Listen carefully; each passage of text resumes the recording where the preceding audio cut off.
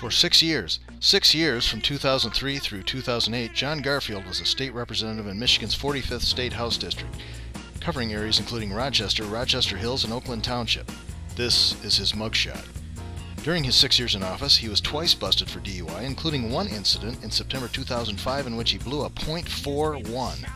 In this incident, Garfield rear-ended a 40-year-old man on Telegraph Road. Damage was minor, but when Garfield drove off, the public-spirited victim called 911 because of Garfield's erratic driving. After the citizen complaint, police tracked Garfield to his home where he was in his driveway passed out behind the wheel. They tried to wake him to administer field sobriety tests, but he failed them. Then, according to the police incident report, Garfield was uncooperative, so the Rochester Hills Fire Department was called out to assist. According to the report, while Rochester Hills Fire Department was en route, Garfield consented to a PBT to prove he wasn't so intoxicated that he needed to be hospitalized. The result of the PBT was .412. .412 is high enough that it should be fatal to many non-seasoned drinkers.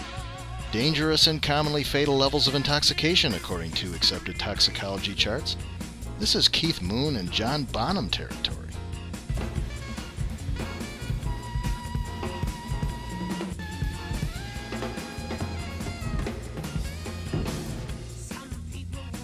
Now, to be fair, blood tests later revealed a lower level of .23, but that is still higher than most highly intoxicated youthful drunk drivers who miss a curve at a high rate of speed on a country road on a Saturday night.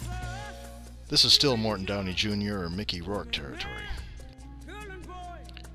At the hospital, the disturbing behavior continued.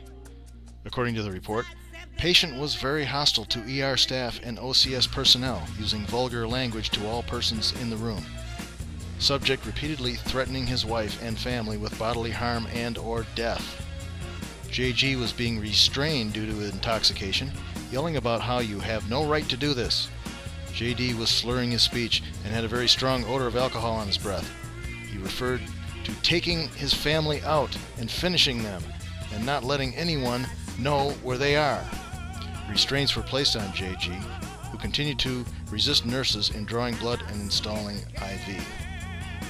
The other DUI incident in Garfield's 6-year tenure in the legislature followed an arrest in East Lansing after Garfield was drinking at the Harrison Roadhouse, a popular hangout for MSU college students. 2 drunk driving arrests in 6 years. Thank goodness for term limits.